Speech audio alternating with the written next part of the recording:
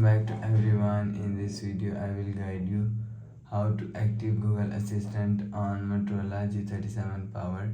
Let's start the video. First of all, go to app library. Here click on settings app. Now in setting, scroll down and click on Google. After click on Google, click on all services. Scroll down and click on search assistant and voice and click on Google Assistant. After click on Google Assistant, so if you want to active Google Assistant, so you will see check Google Assistant from here. After the process, go back to home screen. Please subscribe for more new latest videos. Thanks for watching.